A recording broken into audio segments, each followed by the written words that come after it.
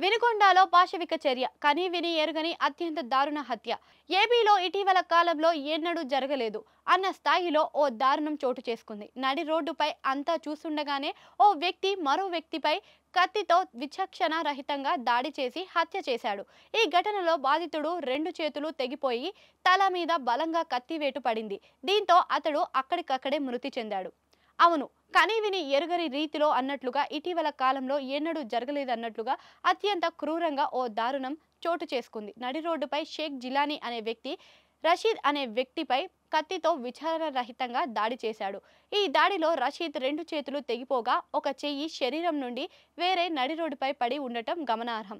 వివరాల్లోకి వెళితే అబ్దుల్ రషీద్ బుధవారం రాత్రి ఇంటికి వెళుతుండగా జిలానీ మరో వ్యక్తి అంటే ఇద్దరితో కలిసి బస్టాండ్ సెంటర్లో మాటు వేశాడట.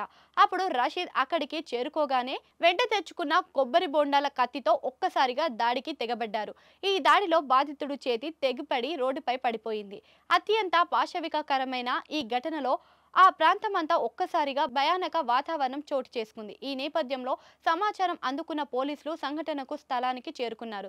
నిందితుడు అదుపులోకి తీసుకొని పోలీస్ స్టేషన్కి తరలించారు. మృతి చెందిన వ్యక్తి మద్యం షాప్లో క్యాషియర్గా పనిచేస్తాడట అని అందరూ అంటున్నారు. మరోపక్క అత్యంత తీవ్రంగా గాయపడి రక్తపు మడుగులో ఉన్న రషీద్ను వినుకొండలోని ఓ ప్రైవేట్ ఆసుపత్రికి తరలించారు. అంతే అప్పటికే అతడు మృతి చెందినట్లుగా వైద్యులు చెప్పారని తెలుస్తుంది.